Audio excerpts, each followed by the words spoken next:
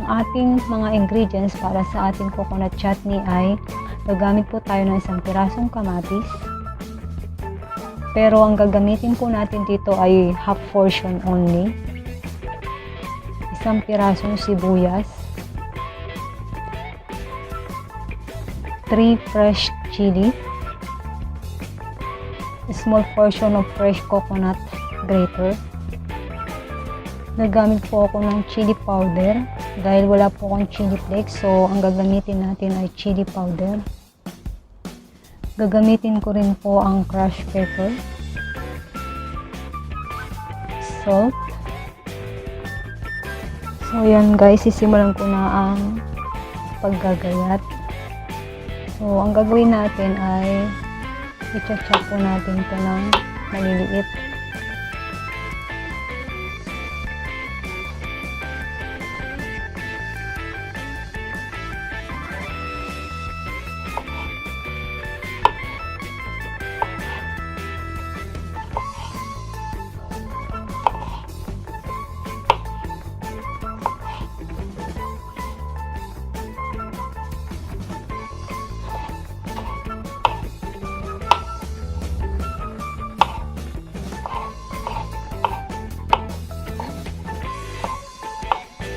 So, ginamit natin half portion lang ng kamatis kasi gagawa lang po tayo guys ng konting chutney.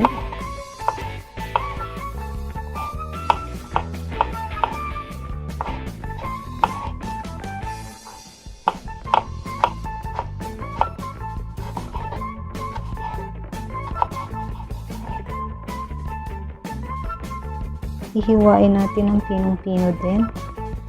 So, gumamit tayo ng 3 pirasong sili.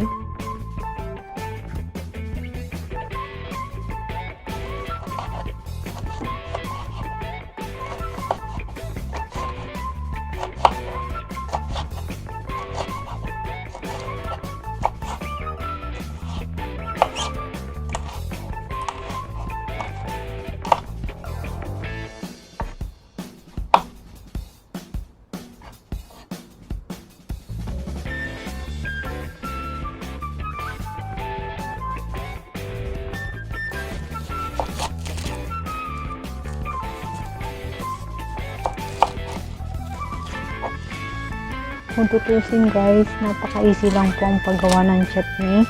So anytime pwede po kayong gumawa sa bahay nyo.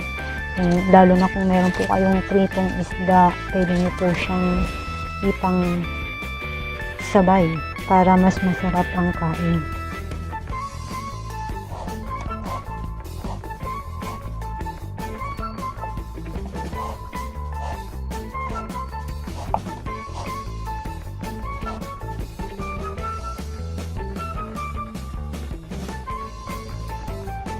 So, yung gagawin natin dito guys sa sibuyas ay hiwain din natin siya ng maliliit. I-chop natin. Yan guys. Pipinoy natin siya para mamaya pag ginamit po natin siya ay napakadali lang po natin siyang dikdikin.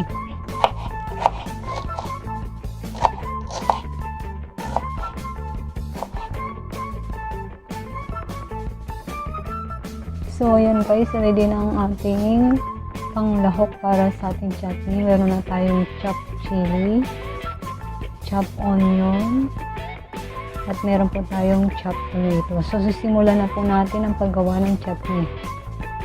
Sa paggawa ng chutney guys, kailangan natin ng pandikdik. So, dito natin ilalagay ang ating mga ingredients. So, ang una natin gagawin guys, yung kamatis, ilalagay natin siya dito.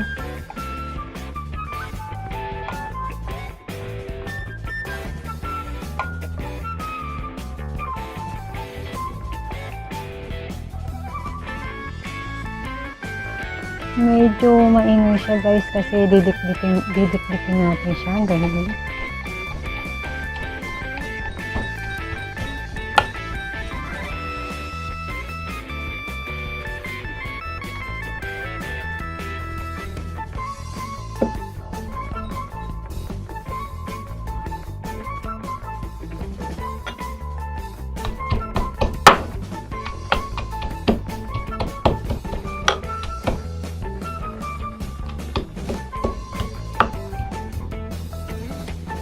guys, dahil nadurog na natin ang ating kamatis, susunod na natin ang ating sibuyas.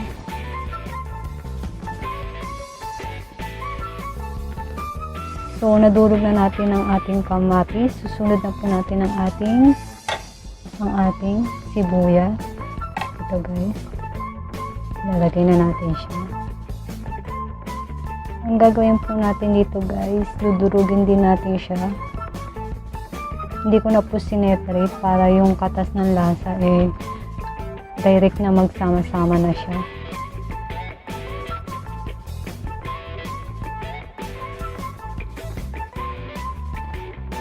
Continuous lang natin ang pagdudurog guys hanggang sa lahat ng ingredients natin ay maging pino.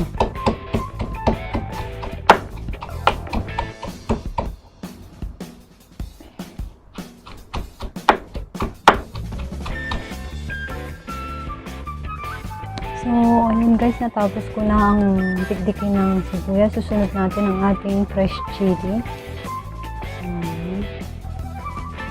Lagyan natin ang ating fresh chili.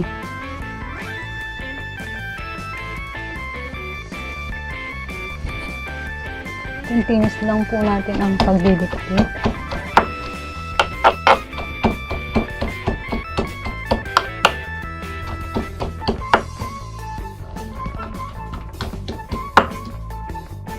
Then guys, so titimplahan ko na siya ng asin.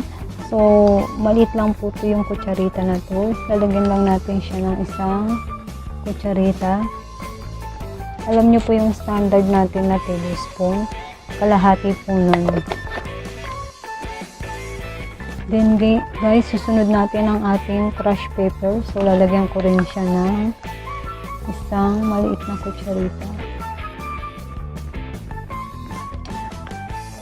Kung mahilig kayo sa pepper, pwede nyo po siyang dagdagan. And then guys, lalagyan natin siya ng chili powder. So, lalagyan ko rin siya ng isang kutsarita. And then guys, continue lang natin sa pagdudurog. Para maghalo-halo na po yung pang-pantimpla natin.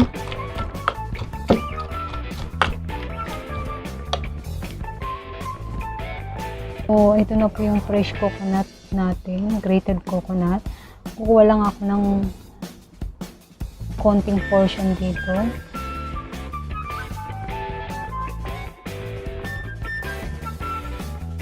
Konti-unti lang yung lagay guys. Konti-unti lang po yung lagay ng coconut, and then dikdikin ulit natin siya.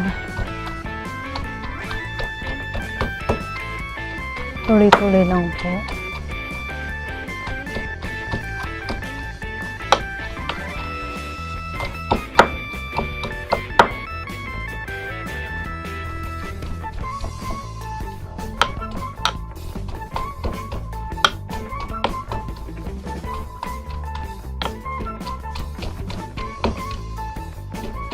Tuloy-tuloy lang po guys yung proseso. So, tuloy-tuloy lang po guys yung proseso. Dikdik lang po kayo ng dikdik hanggang sa maghalo na po yung lahat ng ingredients. So, yan guys. Tapos na ang ating coconut chutney. So, isasalin ko na siya. Ganito yung itsura niya. Masarap po ito pag meron kayong pritong isda. Dahil lasang-lasa nyo po lahat ng mga ingredients. And then, yung anghang niya. So, mapapagana kayong kumain. Napakasimple lang po.